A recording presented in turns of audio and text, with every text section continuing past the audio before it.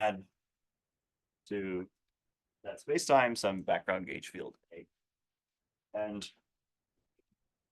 an anomaly is when we perform a gauge transformation of A.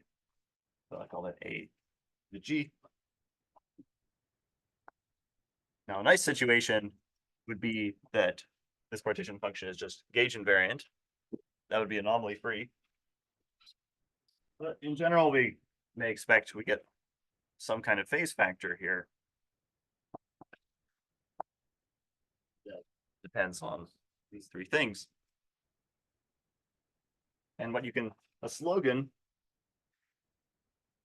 you can think to yourself is that Z is like a section of a line bundle over the space of connections on X, rather than actual function on the space of those connections. Or a better way to say it is that Z is not a number at all, but it's a state inside the Hilbert space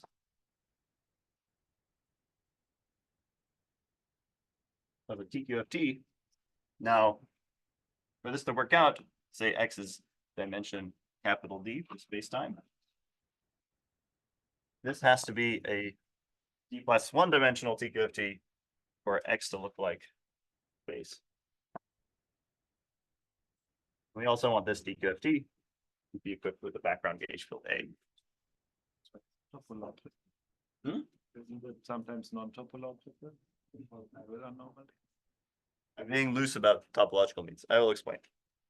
Okay, so I really want this Hilbert space to be one dimensional for every choice of these. So this is going to be invertible.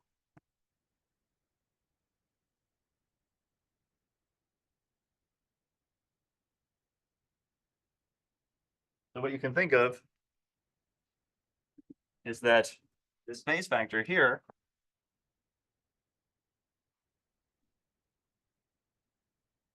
so imagine you look at the cylinder.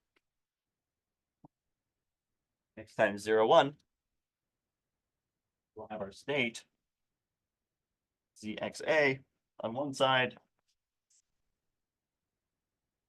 I want A, the gauge field on the big space, to interpolate between A and its gauge transformation, AG. So the value of the TQFT on this Fordism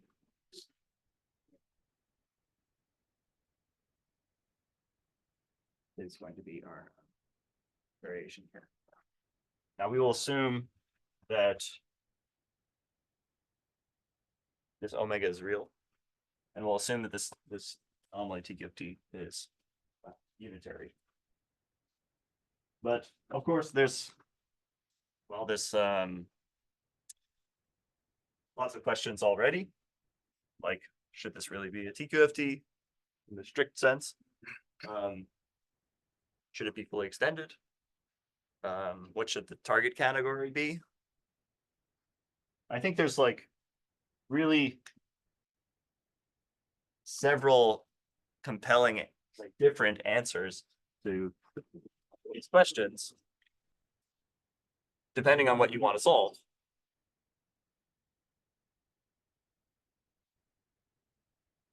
But I'm just sort of think about what I'll call cobordism theory. So this is due to Houston, Kataev, Fried, Hopkins. Here, this has some nice features, which is that the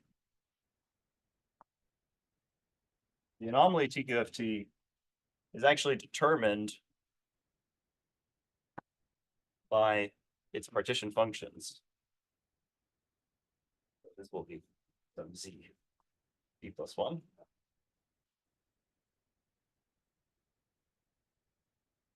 And you can actually relax the topological condition a bit. The way to think of it is that this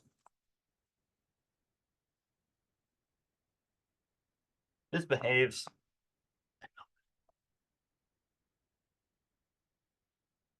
like the holonomy of a connection.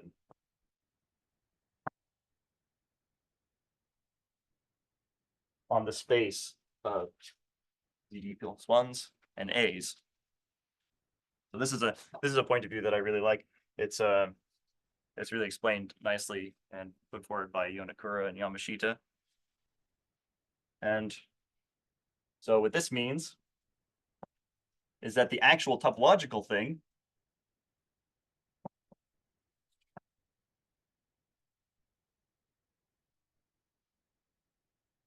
is the Chern number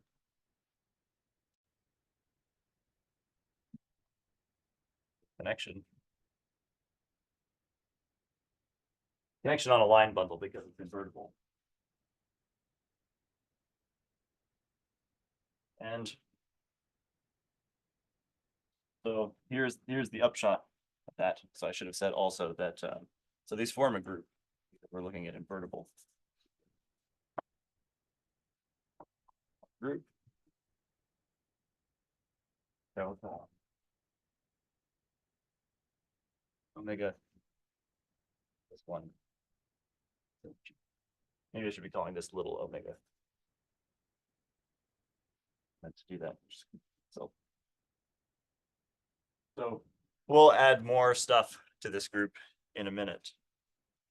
So the upshot of this last point is that there's a sort of universal coefficient sequence.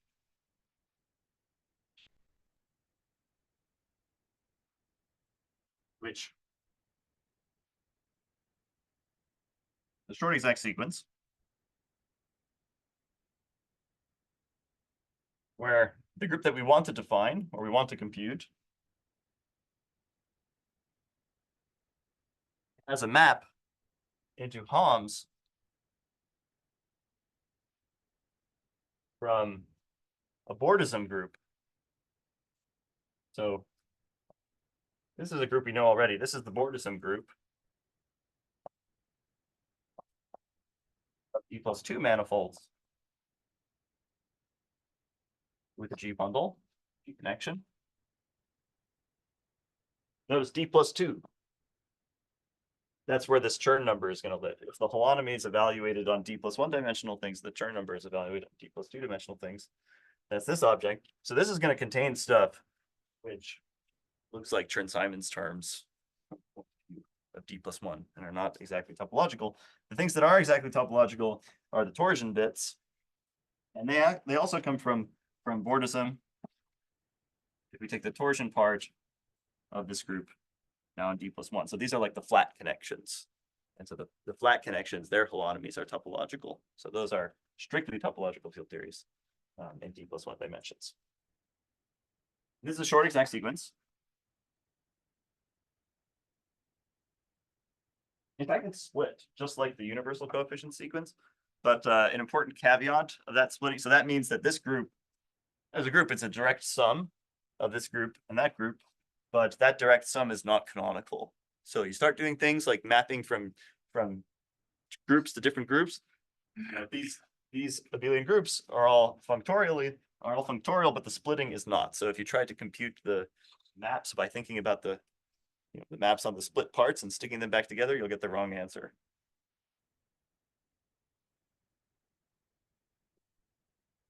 Okay. So we need a little bit more. We need some kind of structure.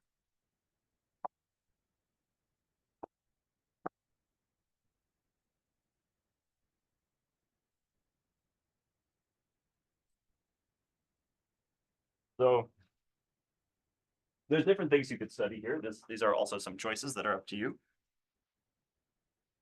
It seems to get physically sensible answers what we want to do for bosons, for bosonic systems that don't have any fermionic degrees of freedom. We want to take our manifolds be oriented on some kind of orientation. For fermions, we want to take, well, this orientation, we want to have a spin structure. This makes sense for fermions because they're defined in terms of spinor bundles and things like that. Now, I don't know any physical place where you want to take, say, framed manifolds, some other kind of manifold. I don't know. It's interesting to consider. And actually, these should both be twisted. So the twist is an important part of the story. So we're going to, I'll tell you what that means in a second. So, okay, both twisted. So we're going to have a twisting bundle.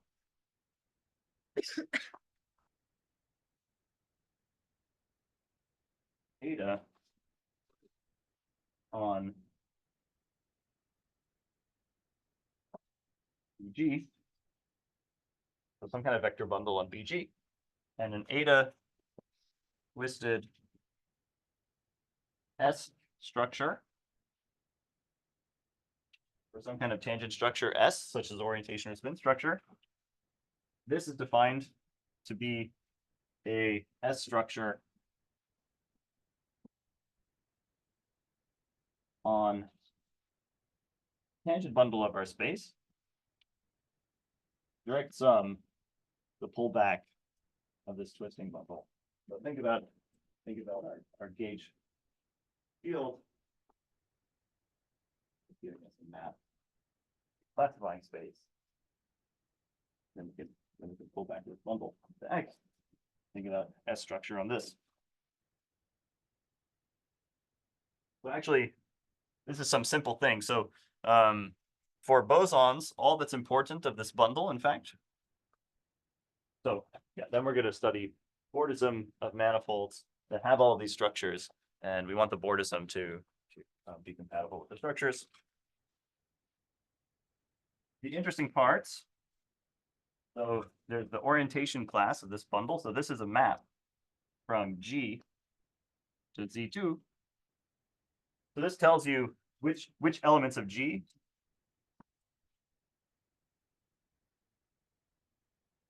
reverse the orientation of space-time.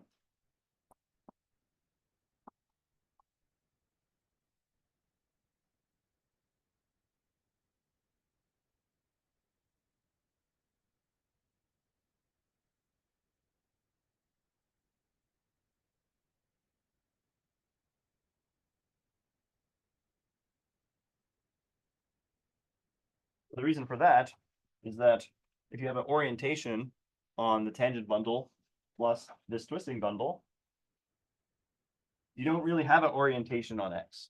You only have to have an orientation on the total bundle. If that bundle is not itself oriented, the obstruction to that is W1 of the bundle, then you may be studying non-orientable manifolds. For fermions, we additionally have this W2, which has also interesting physical consequence.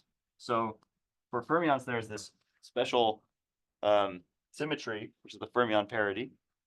And in general, this group G, I'm talking about the group that acts on the bosonic observables.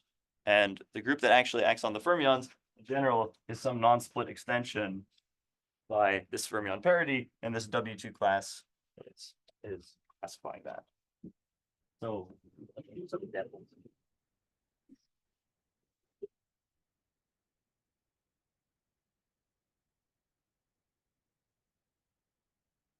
Okay, yeah, and then we're going to define this is going to be our group. So D, S, and eta. So I want to have all of these in the notation. Okay.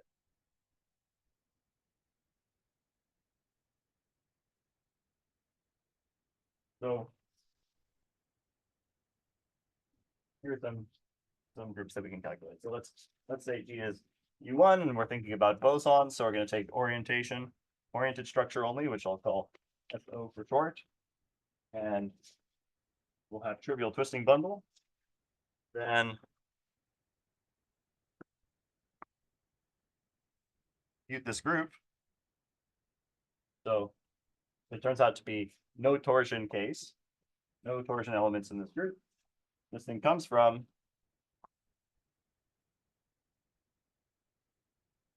Bordism group of these oriented four manifolds, equipped with a U1 bundle, and these HOMs. There's two of these. One is given by C1 squared of this U1 bundle, and the other is given by this first Pontryagin number of the tangent bundle. So this corresponds to the U1 Chern-Simons term, and this corresponds to gravitational Chern-Simons term.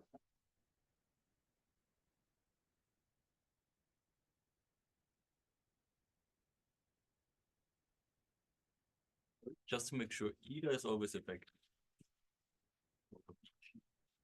Yeah. What is the rank of either? Does it change anything? But take either to be trivial plus trivial. So these are stable structures. So for those, it doesn't change anything, but I don't know. You might want to consider an unstable structure, and then it would change things. Like having a parallelization is unstable, right? Like the two sphere doesn't have a parallelization, but if you have the trivial bundle, then it does. Trying to keep the theory as general as possible as I explain it. So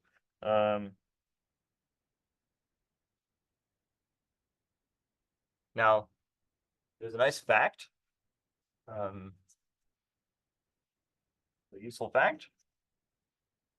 There's a map from H for any Lie group, the compact Lie group, including finite groups. There's a map from this group cohomology to untwisted guy. So in this case, we can think about this C1 squared as coming from H4 of BU1.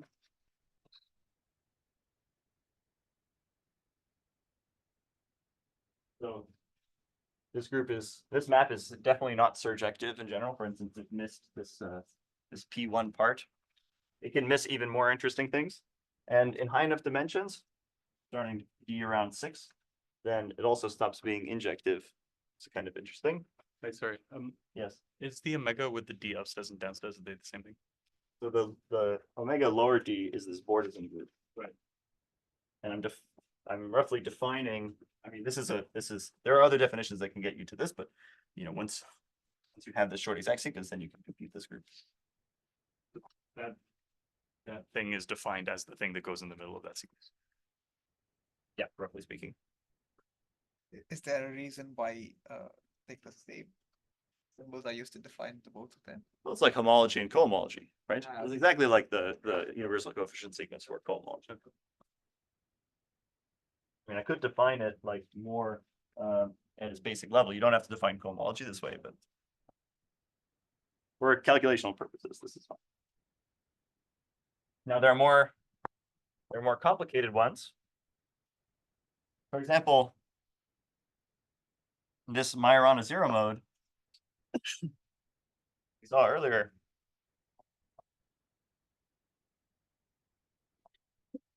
This is associated with an interesting spin Bordism invariant called the ARF invariant, which is a generator of this cobordism group.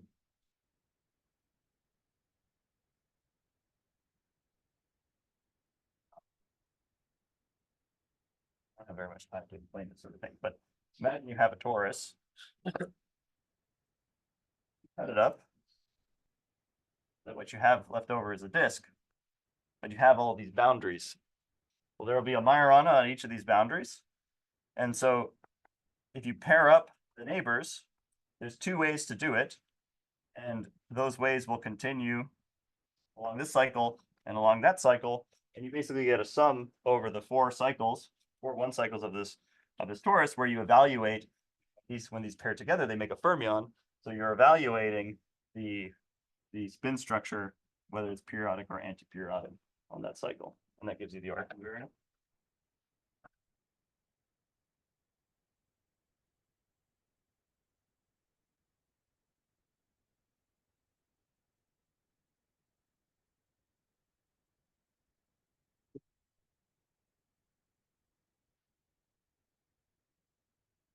Still, like, I didn't quite get it, what this has to do with this example, the Majorana zero model.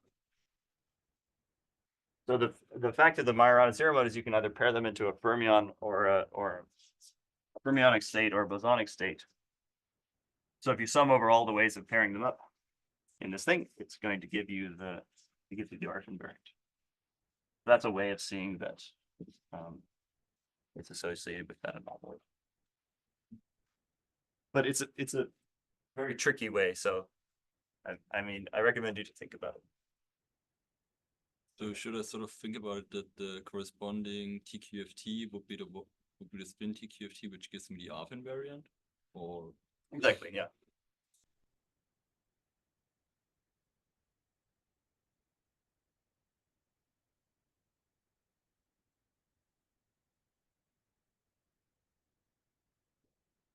So do one more example where you can see how this twist works. So suppose we want to study time reversal symmetry where t squared is +1.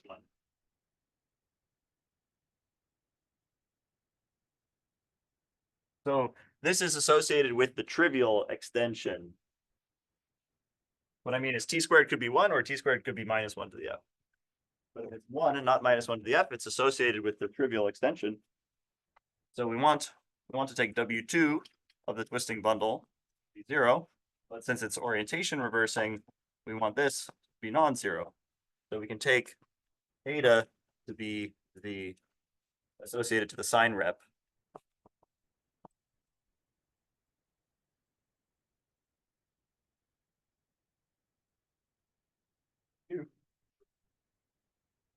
Now, if we ask, okay, so let's just work through this. So an orientation on Tx plus this pullback is going to be a trivialization of this W1. We're going to have W1, well, this is supposed to be 0, since we have an orientation on this bundle. This.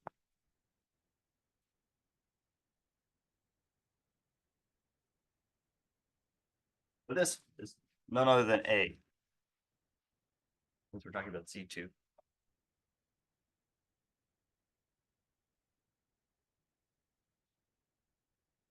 We're also supposed to have a spin structure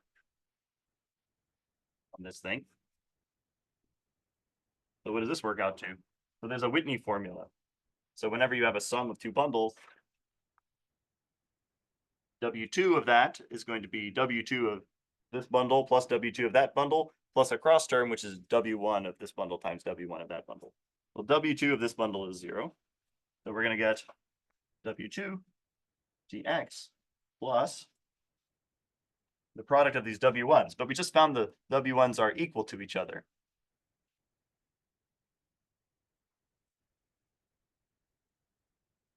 So if you open up Kirby and Taylor, there's a pretty nice reference for these sort of pin structures. You'll find that this is pin minus structure. Kind of a, yeah, so you have to be careful. So t squared is +1, but you get pin minus here. Just because of how this calculation works out. Okay, so for instance, yeah, they're very interesting, very interesting groups here. For instance, there's a generalization of this ARF invariant.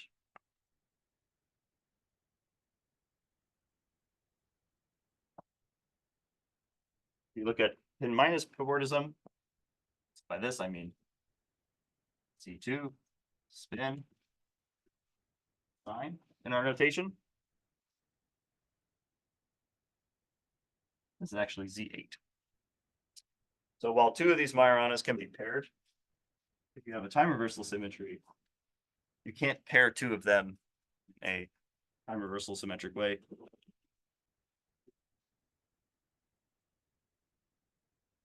We have to actually take 8 of them.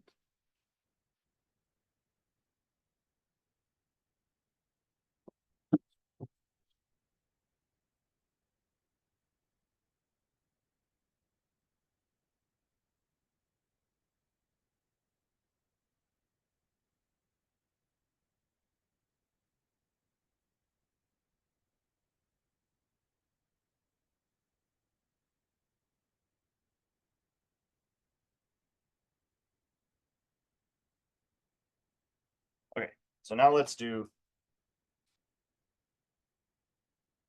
think about defect anomaly matching.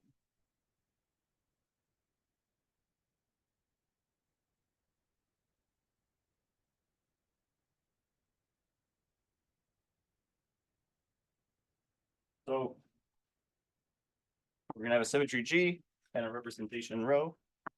And we're going to assume the theory has operators OA transforming in this representation rho such that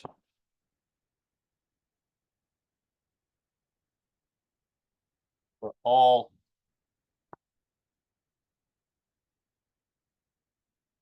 large enough epsilon and rho,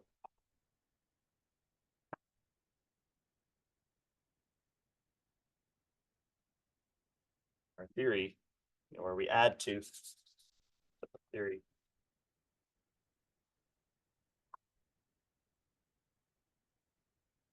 perturbed by this combination is non-degenerately. All this condition say that the theory is rho gappable. So in this case, the point of this condition is if you make the rho defect using these operators, then the theory is trivial far enough away from the defect. So imagine that we take the linear profile, then past some, there'll be some sort of critical size where interesting things are happening, but then past that, nothing interesting will be happening. So this will imply that the rho defect is actually a local E minus K dimensional system. And to that we can consider its anomaly.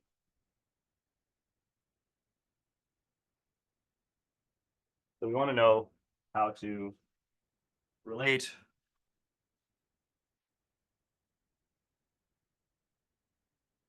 the question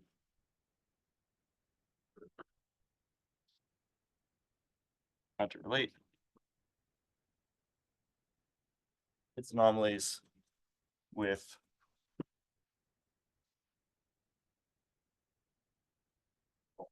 d-dimensional theories.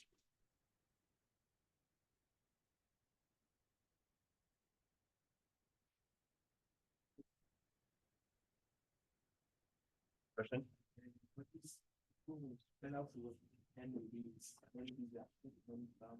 Non-degenerately.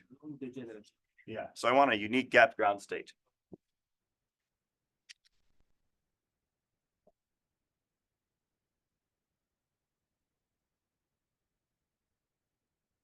So that way the system is in, that's what guarantees there's no features out here. It may vary, the state varies from place to place because the perturbation is varying, but the gap never closes. So there's no features out here. Okay. So the idea is to extend our explicit symmetry breaking that defined this rho defect into the anomaly TQFT. So we have our d-dimensional bulk. here we have the anomaly TQFT. We've created this row defect by this sort of perturbation.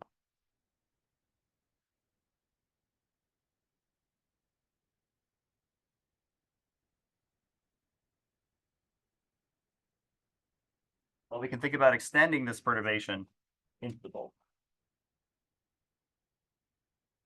So because the system is trivial, because the system is trivial here, every point, because the system is trivial here, the anomaly theory will actually be trivial out here. So it becomes trivial here. And this becomes the anomaly TQFT of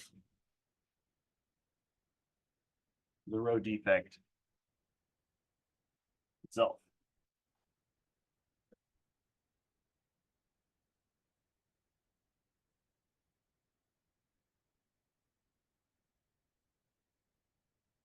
This relate to the anomaly PQFT first thing you started. Like the one where I don't turn on this operator. Right. So what this gives us is a way of essentially deforming the original anomaly TQFT to something that's just supported along this submanifold. Turn on the same operator in the box. Essentially, yeah. So what we really want to do is, given our D+1 manifold, where we evaluate this anomaly TQFT, maybe I'll call it Z. Actually, I'll call it X. It has its gauge field A. We want to choose a section. So this row defect was really defined for Rn, right? But we can make a kind of generalization for arbitrary manifolds like this. We need to choose a section phi of this bundle A star row. And then at each of those points, we turn on the perturbation that's associated to that phi. And so this is X. Let's call this Y. We'll let Y be where this perturbation is 0. Now, if our section is generic, then this will be a submanifold.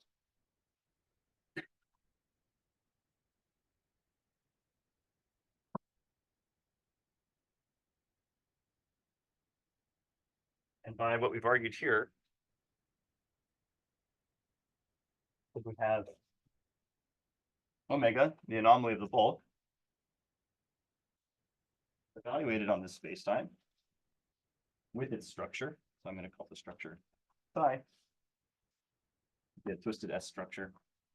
This is going to be equal to the defect anomaly, which I'll call alpha, evaluated on this submanifold Y, which is the right dimension D plus D minus K plus 1. And well, it gets some structure. We can restrict A to it. We can restrict the S structure to it as well.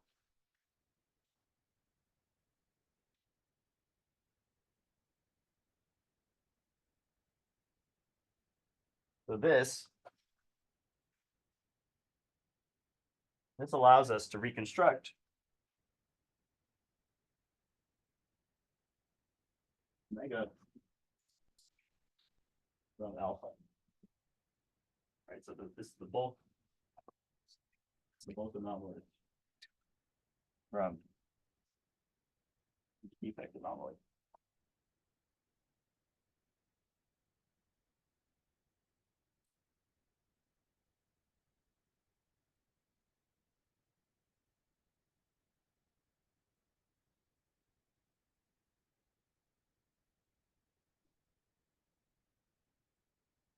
I want to phrase this as a map.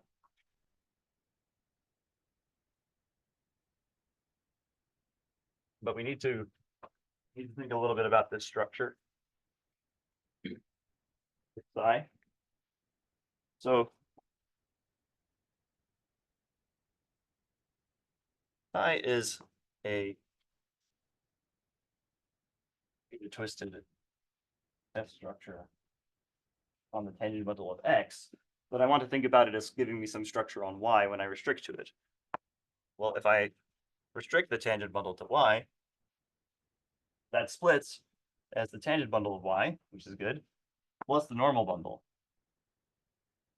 Now it turns out that for Y defined this way, this is exactly the pullback of our bundle rho restricted to Y.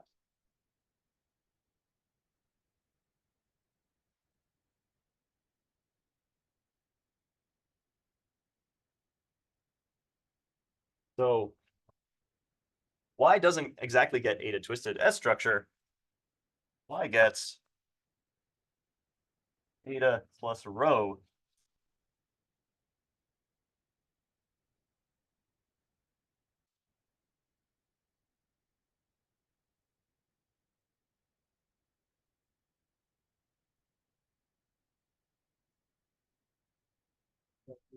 What's row? I thought row was some.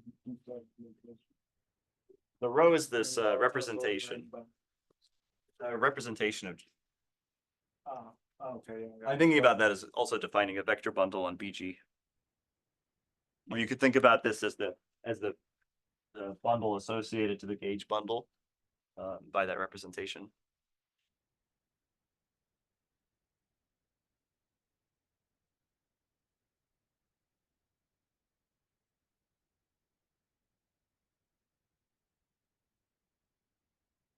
I also want to point out that if you choose a different section, you're going to get a different Y, of course. But the different Ys that you get will always be in the same Bordism class for all of this structure. And the reason for that is that you can take a cylinder, you can thicken X by an interval, and now interpolate between the two sections. And look at the zero set of that section. That's going to be almost a Bordism as long as zero is a regular value. Well, you could just perturb it a little bit to be a regular value. So what we're getting actually is a map from Bordism groups, which will give us a dual map. So we're getting a map on Bordism groups, which goes from X to Y. So there's a dual map in cobordism going from Y to X. I'm going to call this defect rho. So we get a linear map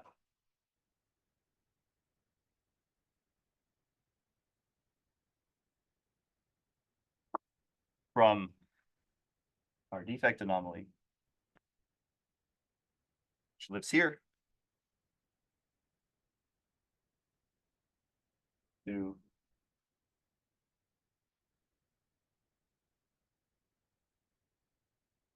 our bulk anomaly.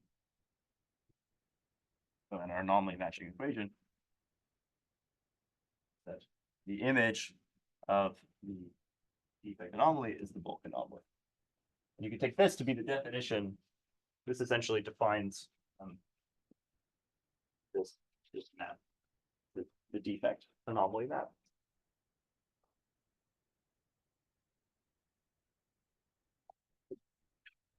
Why linear? So it's linear because, well, this is a linear function of alpha, right? You have alpha 1 plus alpha 2, and you just do this, you're just changing these arguments, right? So this is linear in alpha.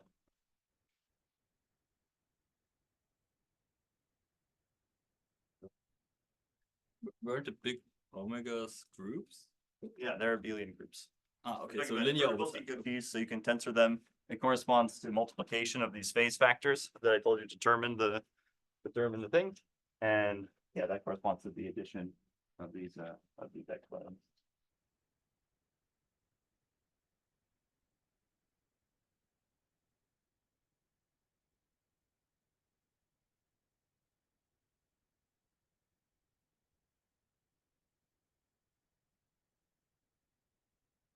So there's a couple of curiosities.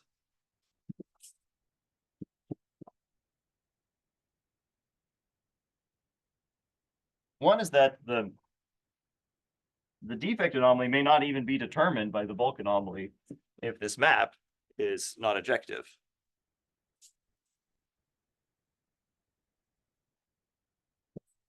Yes. Exactly how the defect anomaly determines the bulk anomaly. I mean, I follow the construction of the defect and By lifting the symmetry breaking into the bulk, we trivialize the theory away from Y. So the theory is just going to be something evaluated on Y, and then we look at what it's got on the boundary. Well, it's acting like anomaly inflow for the row defect.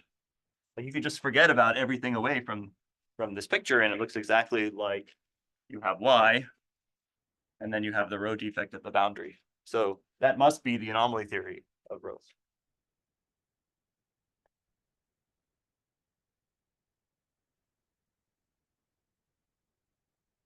And basically you can turn on this trivializing perturbation continuously. So this is going to be true sort of up to non-quantized things that we don't really care about. So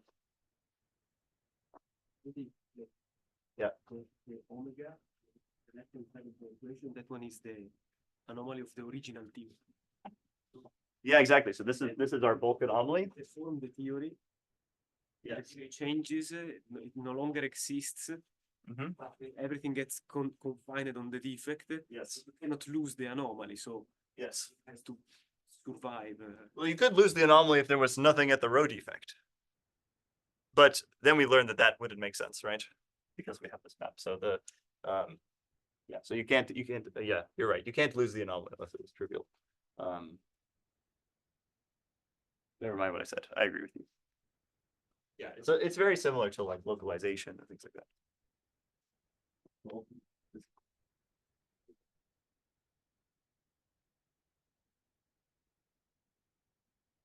Okay.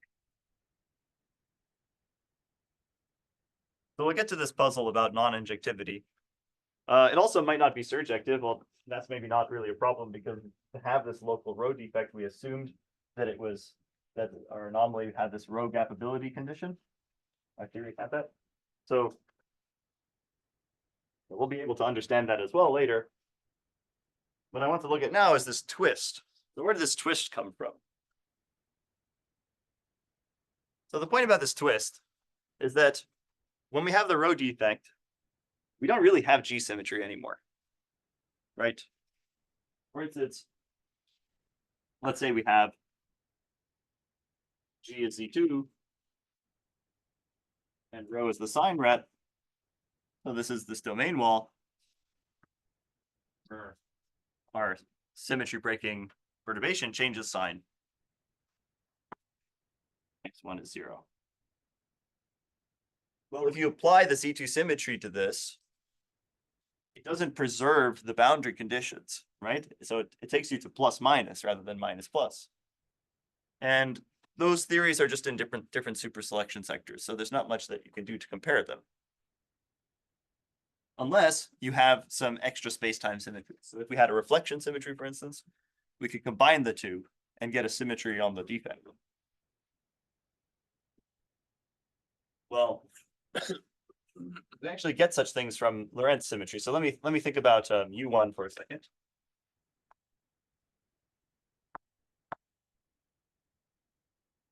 The rho will be the charge 1 ret. So this is like a vortex. Unit vortex.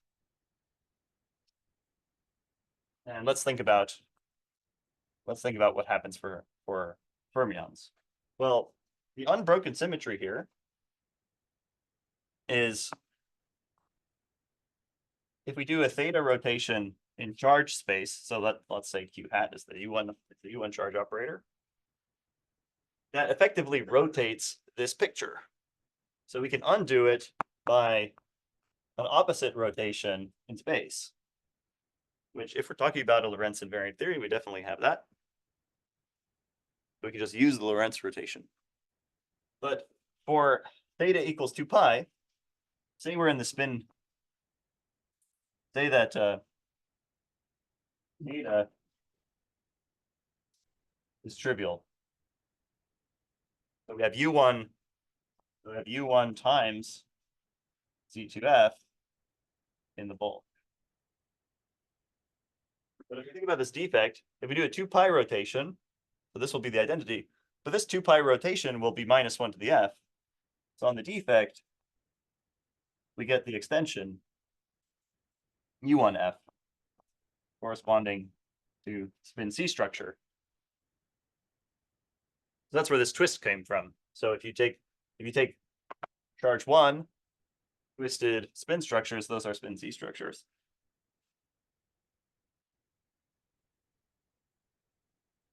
Now for this guy, if we just have Lorentz symmetry, we actually do have an extra symmetry we could use, which is this CRT symmetry. So this is an anti-unitary symmetry that reflects one coordinate of space. You can choose because we have rotations, and then does something else. Now these might not individually be symmetries, but the Lorentz symmetry and unitarity always guarantees that you have such a symmetry. And so we could combine with CRT to get an action on the wall. But notice that because this is anti-unitary, if we combine our Z2 symmetry here, which say was unitary, then, bless you, we get an anti-unitary symmetry on the wall. And in order for all of this to work out, it turns out you need a few properties, which you can demonstrate, like an improvement of the CPT theorem that gives CRT these 3 properties. So if U is any internal unitary symmetry, we have this. If T tilde is any anti-unitary symmetry, it commutes up to minus 1 to the F. So you can always have these 3, which is proved in our paper with Zohar Komargatsky, Itamar Hasson, and myself. So let's see. We have time for an example.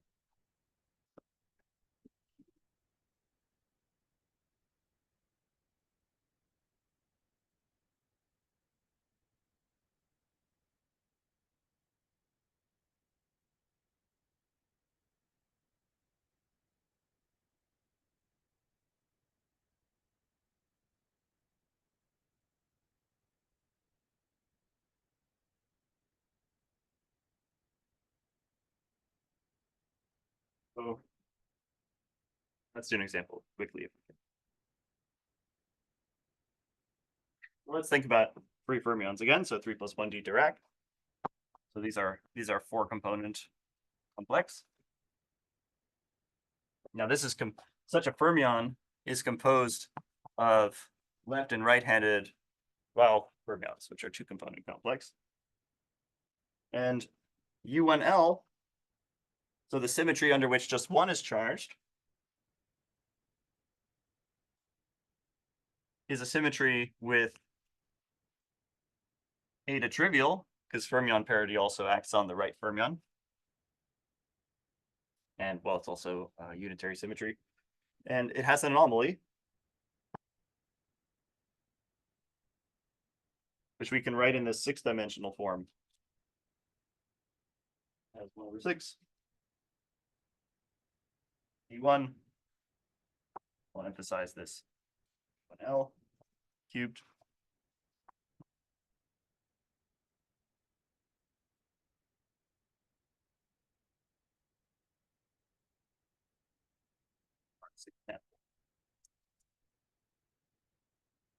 So it's the anomaly of a 4-dimensional theory, which is going to be some 5D Chern-Simons term, which is associated to some 6D kind of Chern class. And this is the Chern class. So it's the thing that you get from the Matthias-Singer index theorem when you compute the Dirac index in 6 dimensions. The group of these anomalies is actually generated by this guy and C1 cubed with a coefficient 1. So this mixed gauge gravity guy allows you to divide these coefficients in such a way that you still get an integer combination.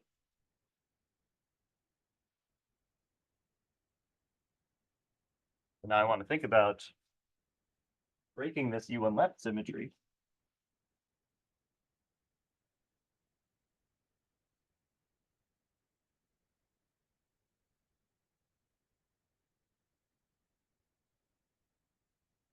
And the operator that is nice to break this is the Dirac mass. We have two of them. And these transform one representation of U1L.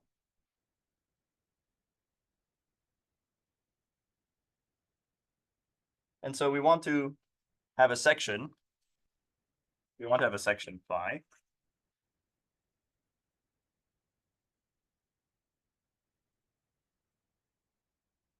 Of this bundle. And because we have the charge 1 representation, this is a complex line bundle. And the zero set of a section is Poincare dual. First Chern class of the line bundle, which is the first Chern class of A, because this is a charge 1 rep. So what that means is that if I look at this integral,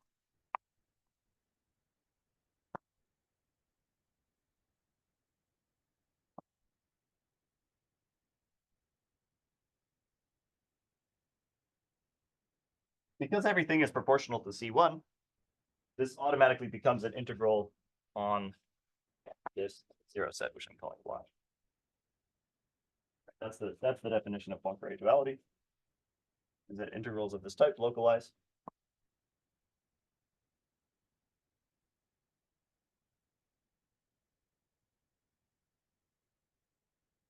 Now we're almost done, except that here we have P1 of the tangent bundle of X, and we want to write that just in terms of classes on Y. Once we've done that, this will be the defect anomaly.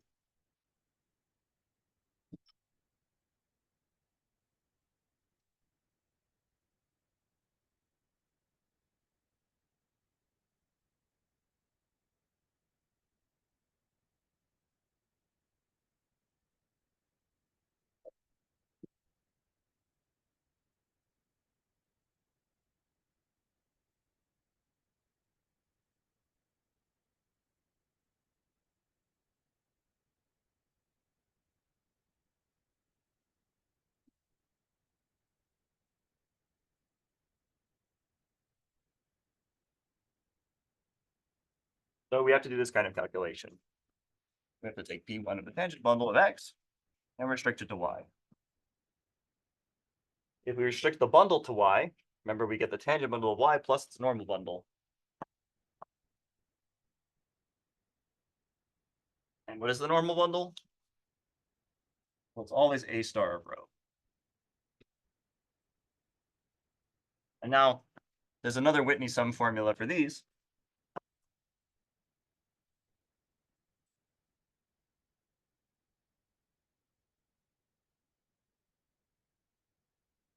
That it's a sum like so.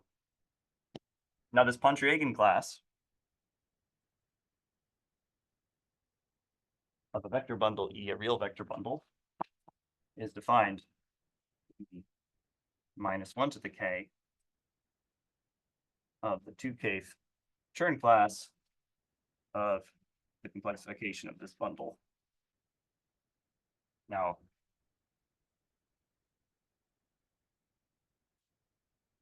A star rho is a complex line bundle already, so when you complexify it,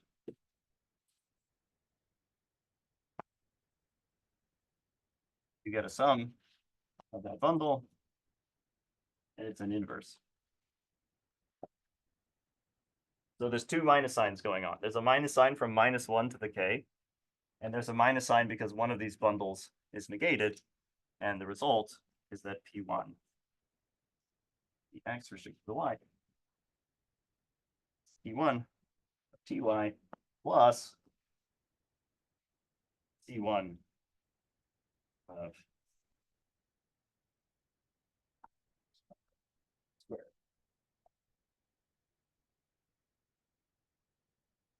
Say that this sign gave me a little bit of a headache when I did it first. So if we plug that back into our equations, so we have 1/6, and we have 1/6 C1 squared, C1L. We have 1/6 C1L squared, and we have 1/24 C1L squared, so get a new fraction, which is 1/8. So the defect anomaly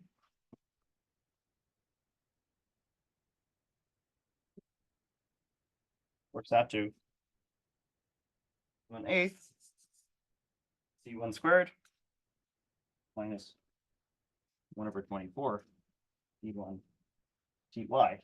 And now this is a good class in, where are we? Omega-3 of U1. Well, I'll just write spin C. So the 1/6 was for spin times U1, but you have this 1/8 for spin C here. This is exactly the thing that you get from the Dirac index for the for the chiral mode. You have a chiral complex mode on this vortex. But here it is computed just from characteristic classes using the anomaly calculation. C1. Here, Yeah, isn't there a C1 term too? C1. well, these are for P1. And so for P1, it's just the sum. For Yeah. P2, you would have a P1 squared term and so on. Or are you talking about this calculation? Oh. I was just thinking, I don't know, I was trying to derive that equation in my head and I just thought to use the Whitney sum formula for C2. Uh-huh. And then you have a C1 term, but you're saying this is true like this. Yeah, those actually cancel because of the sign structure. Oh, okay. Yeah, as well as some facts like, well, let me see. Is it because of the sign structure? It might also be because C1 of a complexification vanishes. Like if you take, Well, I'm not confident about that. Or something.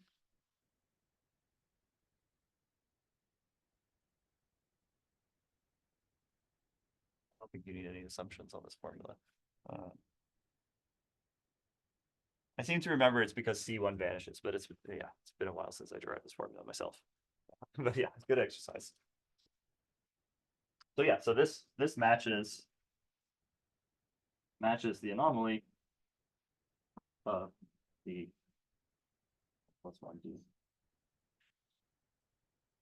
Wow. Charge 1 under this U1 symmetry, which is acting in this on this defect mode. I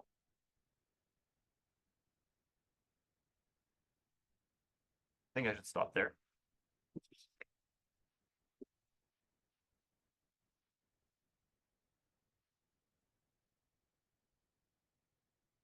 Questions for the speaker?